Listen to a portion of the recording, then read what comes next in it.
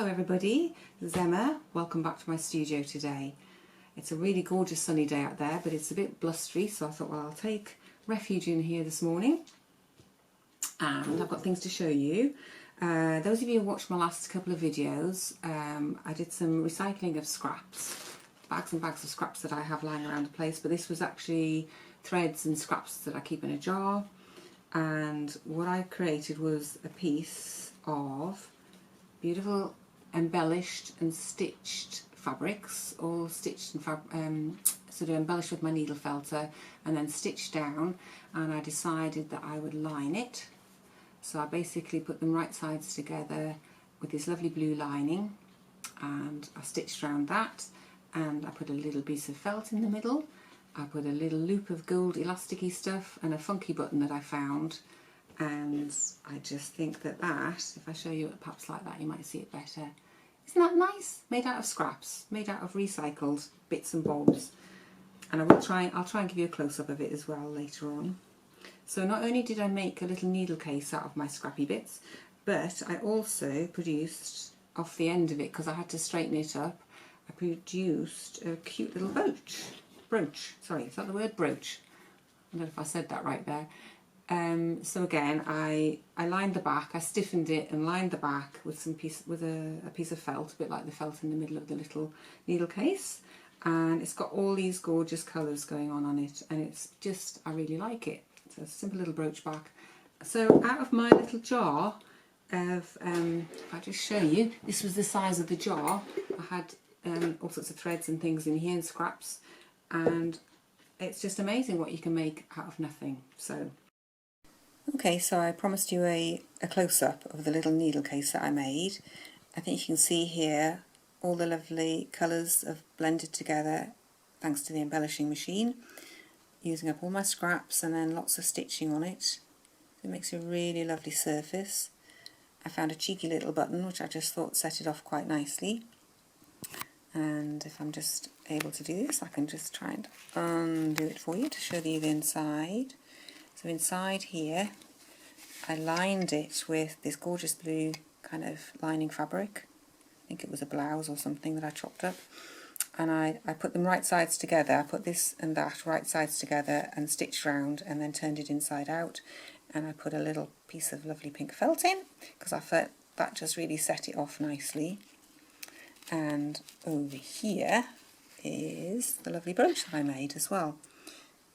All made out of scraps, things that you'd have just chucked out, and we've created it into something really beautiful. All those lovely textures. And if I turn it over, I actually lined this as well the same way as I did the needle case, but actually it was a bit fiddly, so I wouldn't do that again. And I put a stiff piece of fabric underneath the felt, and I stitched round the edge, and I also stitched round underneath where I was going to put the brooch back, so that it's all held together quite securely. So I was really, really pleased with those, and that just came out of playing with my scraps and doing a bit of recycling. Now, obviously, not everybody has an embellishing machine. I appreciate that, and if you haven't got one, I would highly recommend it if that's going to be your thing. It really makes life very easy. If instead of pinning fabrics onto a background, you use your embellishing machine, quite likely it actually holds fabrics in place for you, and then you can do a plique on top of that. That's quite useful. And as I say, if you want to mix fabrics and blend fabrics and change the surface of fabrics, change the sort of texture of fabrics, then an embellisher is the way to go. But I also showed you in the first of my last two videos about using up scraps for plain recycle, some soluble fabric. And I thought, well, today I would do the same sort of process, but I would cut up all the little bits, put them onto my backing, which is actually a piece of cotton batting. It's a quilting batting that I just happen to have. I've got a little bit of it here from my quilting days, so I'm slowly using it up. And I thought, well, it's a really nice surface to stitch into. It's a really nice surface to embellish into. So what I've got here is, this feels like plastic, and I think nowadays we're all used to having recyclable plastic and plant-based plastic. So this is like a sort of a starchy fabric, and I call it a fabric, although it's just basically plastic. and this one's a thin one. This one's not a very robust one. There are different weights of them on the market, and there's also a soluble fleecy one, which is a thicker, like a fabric, really more like a fabric than these. So I'm going to use this to put on top of all the little scraps that I'm going to put onto this piece of fabric, and this will eventually get washed away. Now, I don't often use this as a technique. I haven't done it for absolutely ages, because it does alter the what's underneath a little bit, because you're wetting it obviously, so it can affect the fabrics underneath, and I've no idea how it's going to turn out. But I just thought, well, I'm going to have a play with this, and then for those of you who haven't got an embellisher, this is a really good way of trapping little scraps together, or threads, or if you're creating a really delicate surface that you then want to stitch over, you stitch over it, wash away the plastic, and then you've got your fabric to do more stitching into, or add applique to, or whatever it is you want to do. Okay, so I will sort out myself to do that next for you. So here I have got my little piece of cotton batting, which I'm going to put down there, and hopefully you can, if I get it in the right place, you'll be able to see it. I've got some lovely bags of, I just keep anything I've ever knitted or things people have given me. I've got all sorts of lovely yarns in there, which would work really well with an embellisher, but I'm going to try them with this soluble fabric technique and see how it goes. In this bag here, I've got lots and lots of scraps of fabric, and what I'm going to do, I think, is just pick those out into there, and then that's easy for me to see what I'm doing. Okay, look at that, it's held the shape of the bag. How funny is that? Okay, so look at those gorgeous, just trying to get that in the right place for you. That's really funny. There you go, look at those gorgeous fabrics, really waiting to be used. They're feeling very sad because they're being shoved in the bag. Oops, let's get that out of my tea. Okay, so I am just going to do this very much at random, and I'm just going to pick whatever comes to my hand. This is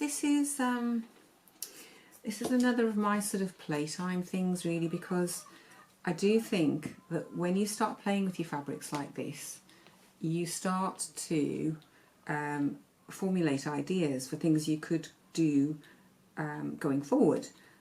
And if you sit there going, oh, I don't know what to make, I don't know what to do, oh, I'm so stuck and I really want to make something but I don't know what it is I want to make.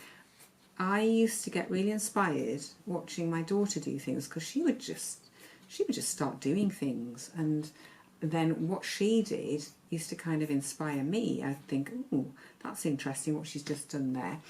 And it wasn't that I went and copied what she did, but seeing somebody else getting creative kind of helped me to maybe overcome a little bit of a block, because I think we get into our heads so quickly and we think we're going to make a mess, or we're going to fail, or some such nonsense like that comes along, and you sit there and you kind of get paralysed like a rabbit in the headlights. So I think I can highly recommend this as a way of just getting going with something. And I always find that once I start doing this, ideas will come, ideas start coming. I mean, I wouldn't have made that little brooch and that little needle case if I hadn't just played with the fabric and then looked to see what the possibilities were, going, you know, to turn them into something else. There's a nice bit of silver there, I'll put that in as well. So I just really believe, get your fabrics out and play with them.